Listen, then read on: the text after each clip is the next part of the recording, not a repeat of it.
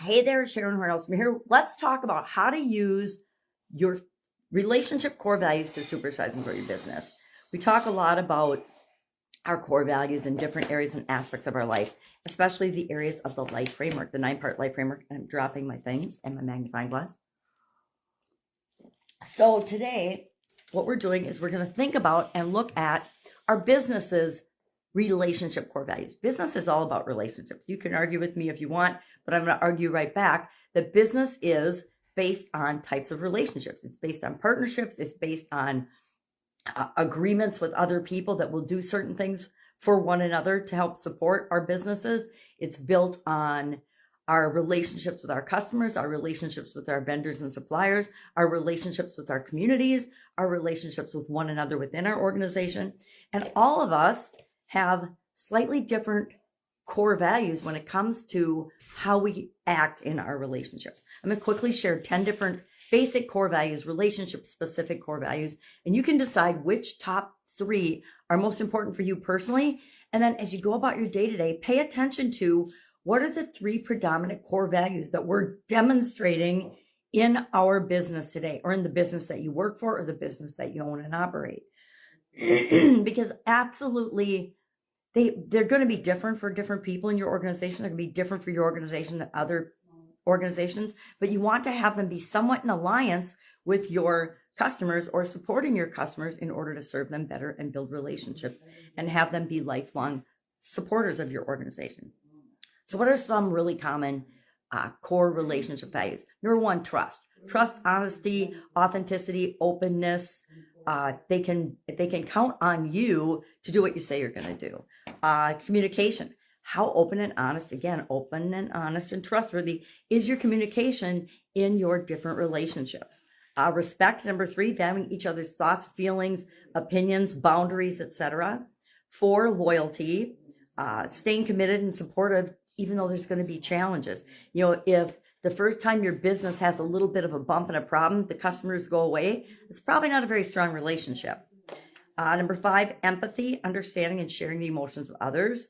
Can you relate to your customers? Can you relate to your suppliers and the challenges that they face? Can you relate to the people in your community and find ways to serve and help them to help grow and build and supersize your business? Number 6, growth, encouraging personal and mutual development.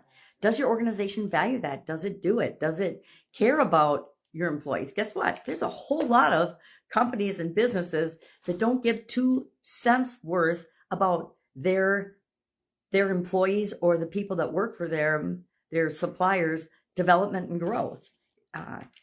I'm of the mind that we need to all grow together to make the world a better place. Number 7, compassion, showing kindness and consideration in all your interactions. You know, do they have people in their organization, say you're dealing with a supplier relationship and you've got a really challenging person that's your front person for that supplier. Guess what? I've let suppliers go because they didn't treat my people right.